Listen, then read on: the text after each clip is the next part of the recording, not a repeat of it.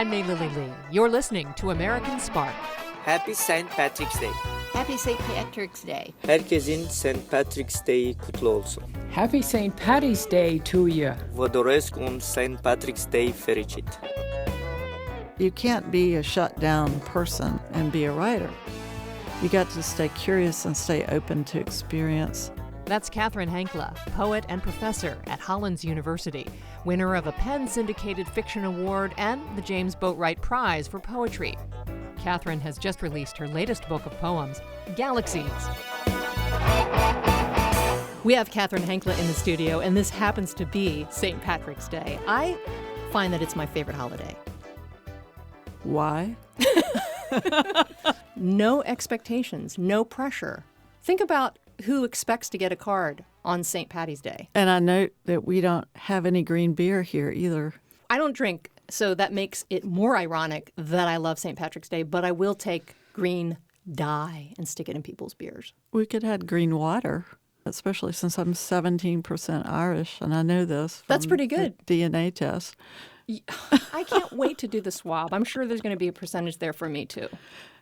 Of? Irish. Oh, everybody has Irish. The only problem is that in celebration of St. Patrick's Day, I've told and told again, every single year, the McGregor joke, until one day somebody said, May Lily, that's Scottish.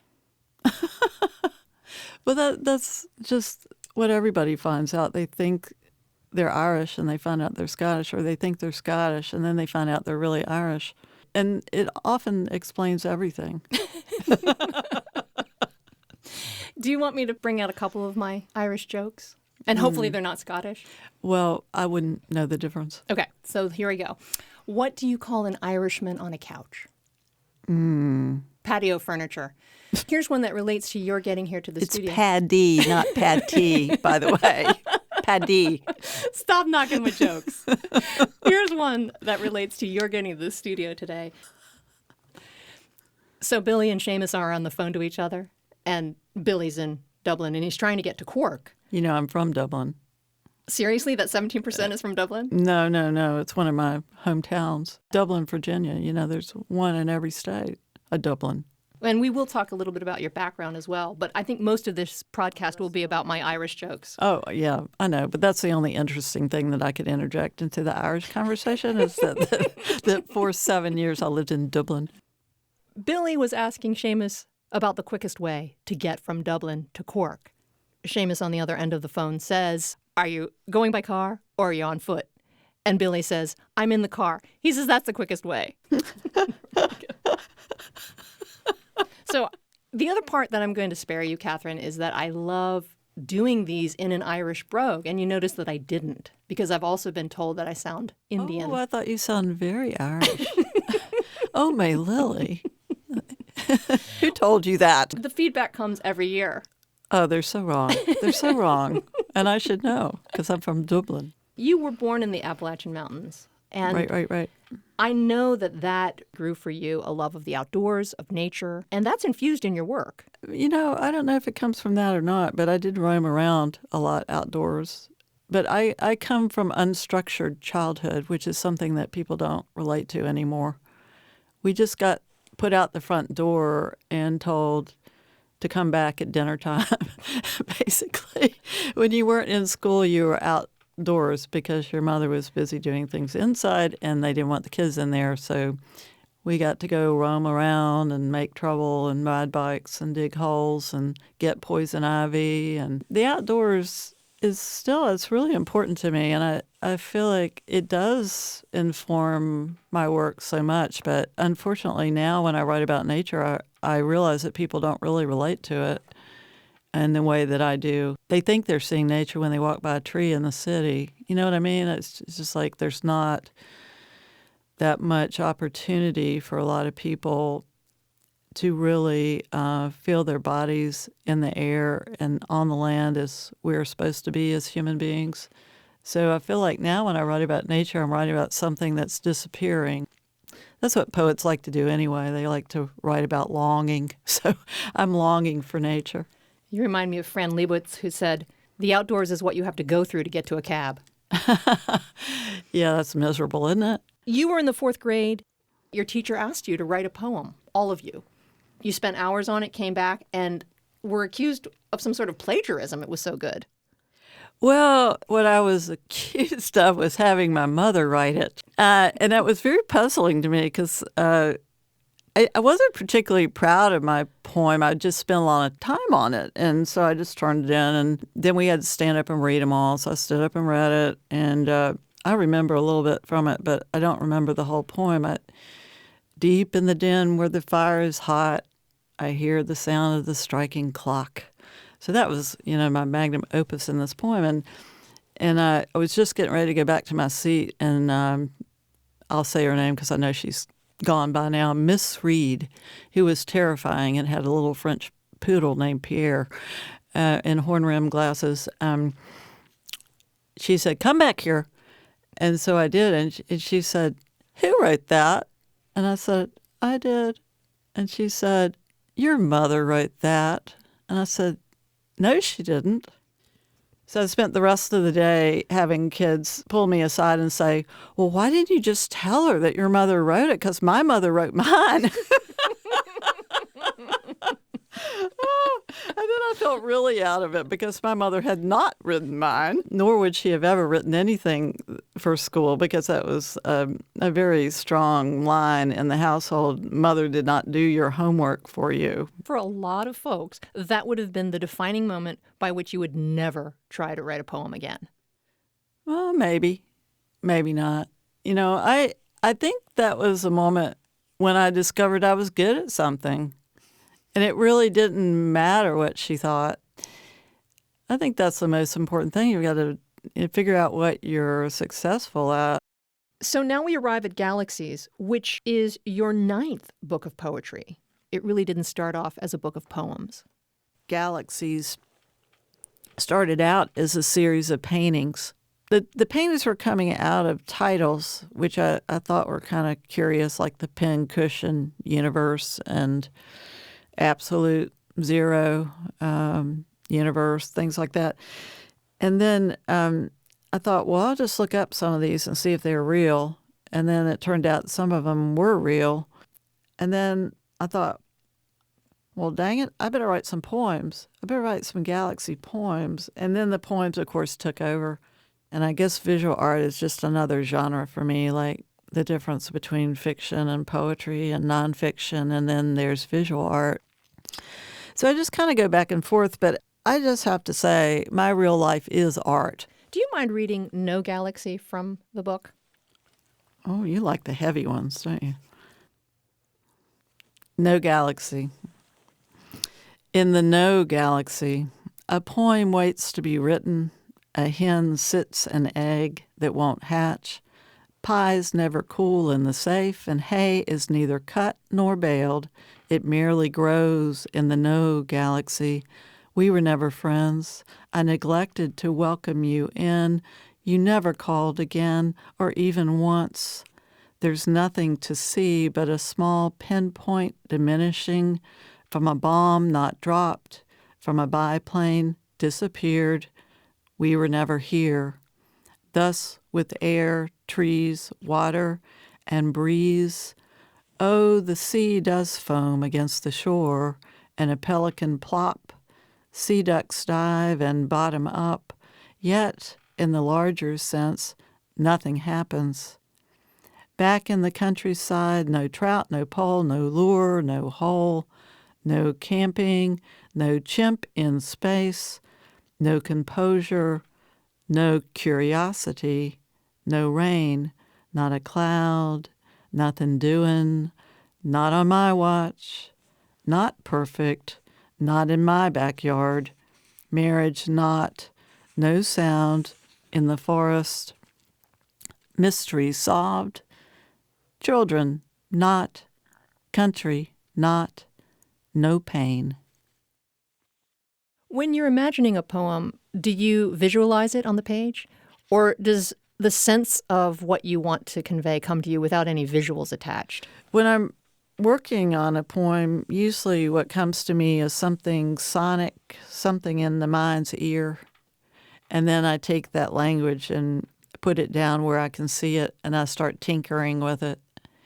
And sometimes the phrasing suggests whether or not it's going to be in a certain shape.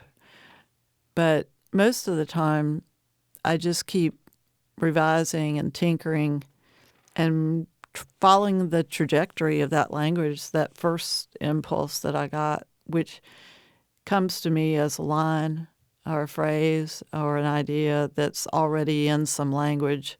I don't really work from a concept into language. It already has words when I start. To echo what you asked me earlier about St. Paddy's Day being my favorite holiday, why? Why poetry? What is it about the poem? Poems are just mesmerizing to me. I think one thing about them is that there's no steady definition of a poem. And although people continue to write in closed forms and with rhyme and all the things that we associate with poetry, poetry doesn't necessarily mean that. It can mean a persona, it can mean a character speaking, it can mean all the traditional things and also a lot of rhetorical urgencies in poetry. I love poetry because it's so wide open. Speaking of this, I recommend Cathryn's book, Fortune Teller Miracle Fish. It's a series of short stories, and it is written with a poet's eye. Do you feel your poetry writing informs the novel writing or the short story writing? Absolutely. I mean, I'm not two different writers, right? I'm just one writer with a lot of crossing out. It does come up from working word by word in a poem that when you write longer forms, it can be agonizing to the poet within you because you want everything that you write to be as crafted as a line in a poem. Also, it makes me a fairly slow prose writer who writes many, many drafts of things. I mean, occasionally I'm expanding when I do revision, especially to add scene instead of summary and that kind of thing, which is part of the craft of writing fiction. But inevitably, I'll go back and start crossing things out because I think particularly in short stories, people already know how to read them, you know, and short stories are in their own vernacular language. They have their form is already very compressed. And so readers are actually looking for that kind of compression in a story. They don't want you to have a long conversation between two characters that's meandering. You really just want to cut it down. And if the character's not saying something that expresses two things at once, I always tell my students the character needs to be saying something that's very in the voice of that character that moves the characterization forward. And they also need to be saying something that moves the story forward. It can't just be one or the other. It's got to be both. Will you read Invasion, also from Galaxies? Oh, you like the funny ones. I feel like this is not so much that I'm asking you to read poems. This is a psychological exam. Of you? Of me. Okay, good. Because my own points are starting to look like ink blots here. Invasion. I fear ants in my food. They terrorize with quizzical patterns, tiny hammers, wood screws. They invite freeloaders to freckle my floors, doorways, drains, banana skins, bare toes. I cripple some ants. I don't mean to, but I do.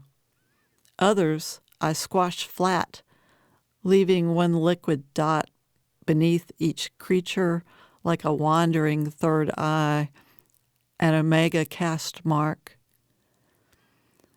I slip 10 corpora delicti into a business envelope, bless them, seal their paper tomb with kisses tiny and wet, iron the paste with my fist, address it to the Federation of what doesn't return. I know that the bulk of your work is teaching at Hollins, and that means fostering new poets and new writers. Absolutely.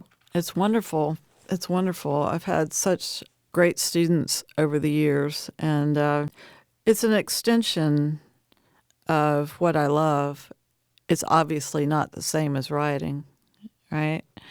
But in order to really help somebody with their poems, you have to be an analytical reader, which is something that you're not doing when you're writing. It's, you're really using different capacities. When I teach, I'm very much in the analytical mode because I'm trying to figure out what the writer is doing when they don't always yet know, and then I get there before they do and try to urge them toward that line that I see that they can come up to and surpass. So it's very invigorating work, and it's also exhausting because, like most writers, I'm very much an introvert. So when I go to work, I'm an introvert performer.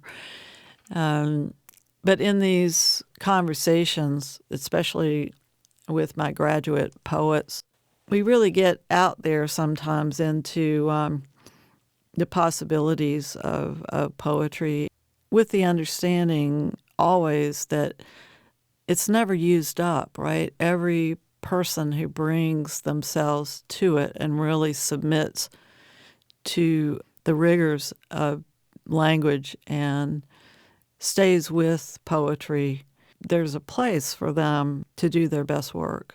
And I find that very exciting.